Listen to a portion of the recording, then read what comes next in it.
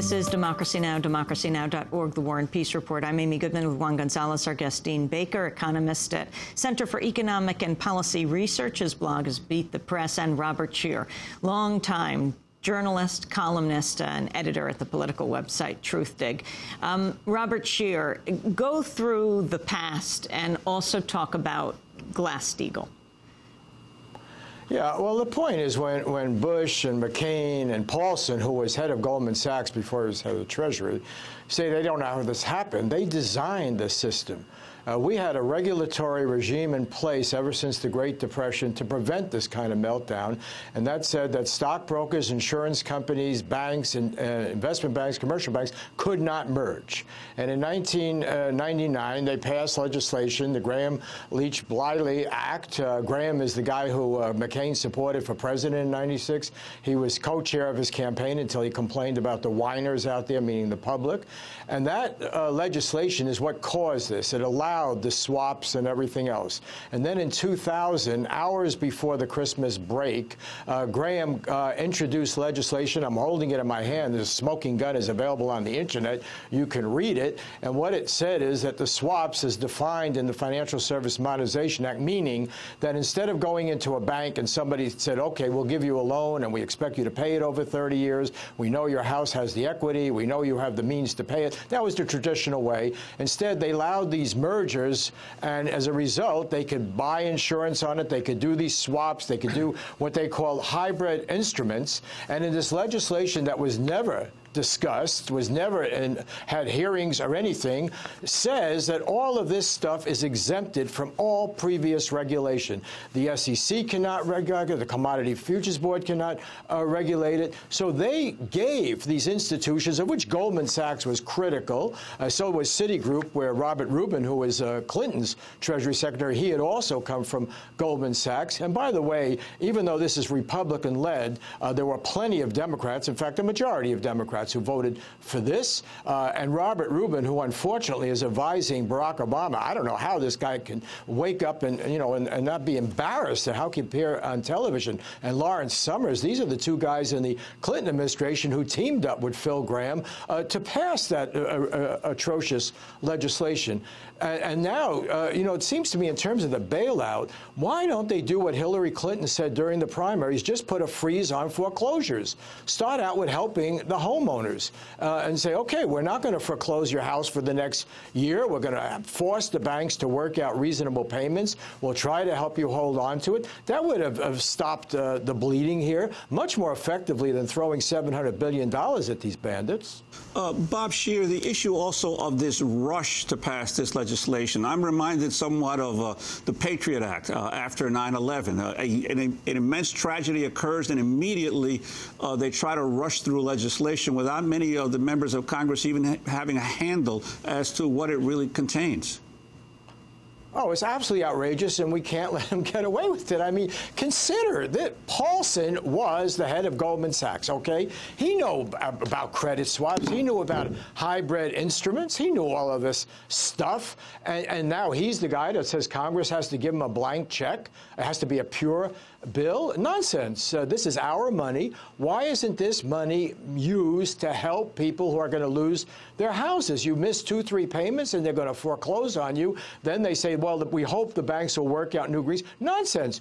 Do a freeze on foreclosures, stop the bleeding, have a year to let it settle, and force the banks to come to agreements. You know, but I mean, the idea that they didn't know what was going on, this was a Ponzi scheme of their creation, and they thought they would bail before it hit the fan. That's what they thought. They'd be gone, and someone else would be blamed. They'd have their golden parachutes. I don't know why we're not considering criminal charges against these people. They have done more to hurt this nation than bin Laden could ever dream of. Well, Robert Scheer, we're also joined on the telephone by Senator Bernie Sanders, the independent of Vermont, elected to the Senate in 2006 after serving 16 years in the House, longest-serving independent member of Congress in American history. Senator Sanders says the middle class shouldn't be forced to pay for a crisis created by what he calls the Bush administration's deregulatory fever and Wall Street's insatiable greed. Senator Sanders, welcome to Democracy Now! Well, the watchword these days is, or words, I should say, too big to fail. Well, Amy, that's right. And I think if it's too big to fail, it probably is too big to exist. And by the way, among many other things, what we're doing now with the Bank of America picking up Countrywide and picking up Merrill Lynch, you're creating another institution which is too big to fail. So among many other things, in my view, that we've got to do is to start breaking up these very, very large multinational corporations who continuously put us in this position. But my main concern, I've only got a few minutes here, my main concern is twofold. I mean, for the longest period of time, up to literally a few weeks ago, we had our friends in the Bush administration telling us that the fundamentals of the economy are strong. Everything is just fine, and now they tell us we're on the verge of a major economic meltdown. We've got to give Wall Street a $700 billion bailout. And by the way, of course, it is not going to be the people who have benefited, the people at the very, very top who have benefited financially from Bush's reckless economic policies who are going to pick up the bailout. It is going to be the middle class, which has been suffering for the last 8 years. So the first point that we have to make is if a bailout is necessary, it is not going to be, if I have anything to say about it, working people picking up the cost of this. It is going to be the top 0.1% who earn more than the bottom 50%. It is going to be all of these people who have made out very, very well under Bush's reckless policies. So that's my main concern right now. Obviously, also we have to ensure that the assets purchased from the banks are realistically discounted so that we don't get ripped off in the process. And we have to require that taxpayers receive equity stakes in the bailed out companies. Also, I think that we on the left have got to be thinking big and learn a little bit from our right-wing friends who are able to pivot on a dime. For years now, they've told us that we can't afford, that government providing health care to all people is just unimaginable. It can't be done. We don't have the money to rebuild our infrastructure. We don't have the money to wipe out poverty. We can't do it. But all of a sudden, we do have $700 billion for a bailout of Wall Street. So my view is that included in what we do, there should be a significant stimulus package, a really significant one, which addresses health care, which addresses sustainable energy, which addresses the infrastructure, which creates substantial number of jobs, addressing many of the long-term unmet needs of this country. Obviously, also, we got to understand why we got into this business. I was just rereading a speech that I gave in the House. I was on the House Banking Committee in 1999 when Glass-Steagall legislation was done away with, and the walls were broken down. And I think many of the things that I said and a number of other people said at that time about what would happen, in fact, has happened. So you got to go back to re-regulating not only financial services, but you've also got to look at energy trading as well, which is certainly one of the reasons that people are paying $3.70 for a gallon of gas today. So I think those are some of the directions that we've got to move in the next few weeks. Senator Sanders, are you concerned that among the Democrats, and especially in Barack Obama, that many of the advisors and people helping them to shape the policies were involved in the original deregulation process itself? Well, I think that people like Bob Rubin and people like Larry Summers come from a wing of the party, the corporate wing of the party, which has done major disservice to the people of this country. And I think Barack and I think the Democratic leadership have got to pick up economic advisors who are going to reject this nonsense of more tax breaks for billionaires, unfettered free trade, deregulation, and that whole parcel of right-wing ideology which has done us so much harm.